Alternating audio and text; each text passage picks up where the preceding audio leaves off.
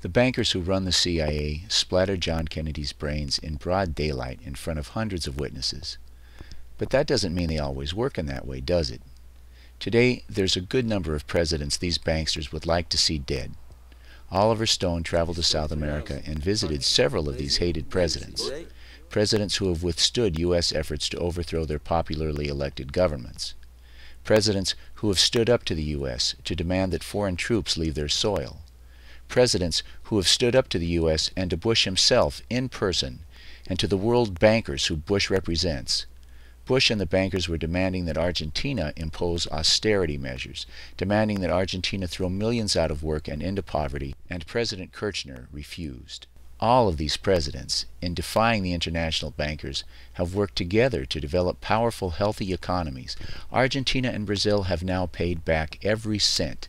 These countries not only exist without debt, they are uniting to protect each other from the international banking thieves who have destroyed the economies of the U.S. and Europe. They should be an example to the rest of us, no? Max Kaiser thinks so. He's a Russian TV news analyst who is calling for just that, a revolution against these banksters, based on the Argentine model. That's right. So more and more politicians are deferring to these ersatz global institutions that don't really exist. They don't have any charter. The IMF and the World Bank don't have a charter to collect debts from individuals in Greece or in Ireland or anywhere else.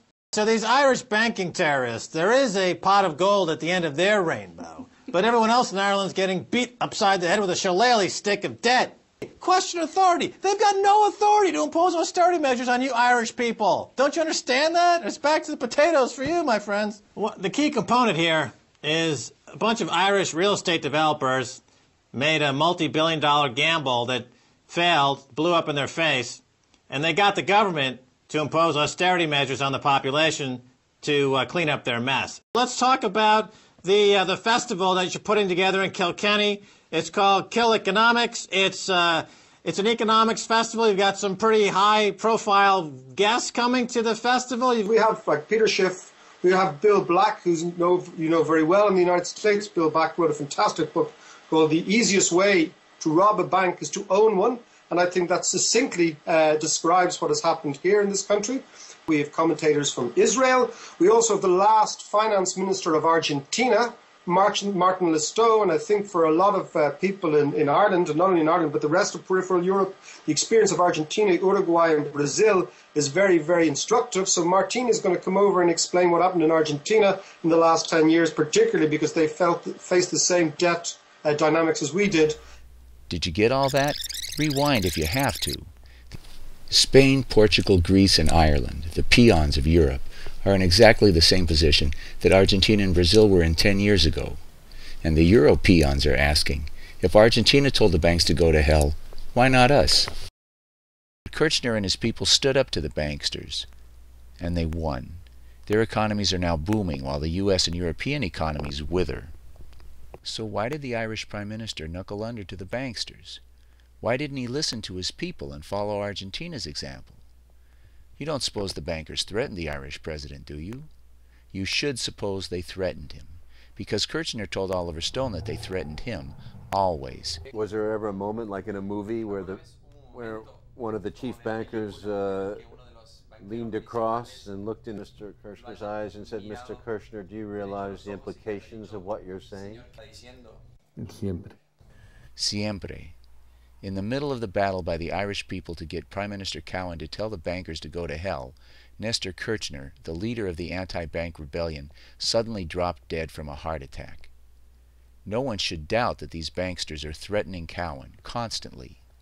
And Kirchner dropped dead. Is it possible that the bankers' hitman killed Kirchner as a warning to Cowan? It's possible. They've had the technology for 40 years. William Colby, then head of the CIA, told the U.S. Senate that the CIA could kill any of them anytime and get away with it using this gun that shoots an eye start into the victim, causing a heart attack. Does this pistol fire the dart? Yes, it does, Mr. Chairman, and a special one was developed which potentially would be able to enter the target without perception. But also the toxin itself would not appear in the autopsy? Yes, so that there was no way of perceiving that the target was hit. But so, All this proves nothing, to be sure. When the bankers want to kill you and get away with it, they have the means to do so without leaving a trace. The fact that Kirchner had issues with his heart also makes it so that using an ice gun to give him a heart attack would be absolutely undetectable. I'm just saying, it's possible. We live in a world where such things happen. And we have all the elements lining up for a murder. Hundreds of billions of dollars at stake. Threats made in the past. Weapons that produced just the kind of death that killed Kirchner. If they threaten Kirchner, they certainly threaten Cowan. Only Cowan knows exactly what they said when they leaned in. I'm not an idiot for thinking such things, and you're not an idiot for considering them. Google Max Kaiser 92 and watch the whole episode. Send this video to your friends. I strongly encourage you to watch South of the Border. It offers real hope for the future of mankind, to liberate ourselves from the bankers' slave masters. But it also gives some powerful insight into why these monsters did 9/11. Obviously, the purpose of staging the 9/11 attacks was to justify war against Iraq. And Hugo Chavez, the president of Venezuela, like many others, thinks Bush wanted to get the oil. But Saddam never hesitated to sell his oil, and the costs of the war have far exceeded any oil profits. But listen to this. Se genera una discusión en Monterrey y yo digo que acá la solución para generar rápidamente, ¿qué es la solución que hay que hacer ahora? Le dije a Bush, es un plan Marshall. Y se paró de la silla y se enojó. Me dijo, no, plan Marshall no, esa es una idea loca de los demócratas, me dice. Y que lo que hay que hacer acá y la mejor manera de dinamizar es, y Estados Unidos ha crecido en base a las guerras, me dijo. Así me lo dijo. Bueno, le digo, es un crecimiento. Dijo eso, textuales palabras. Es decir que... Bueno, decía que Estados Unidos, nunca dijo América del Sur. Que Estados Unidos, que era un error de los demócratas, que todo el crecimiento económico que había tenido Estados Unidos había sido en base a las distintas guerras que tuvo. Es decir, en la forma que a él le gustaba hablar fue clarito, ¿no es cierto? En eso no puedo dudar que fue clarito.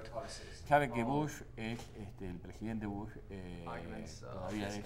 President Bush is, bueno, quedan 6 días, ¿no? well, he's only got 6 more days to go in office, right? The purpose of 9/11 was war for the sake of the economy, or at least war for the sake of the war budget, the war profits, and the war profiteers.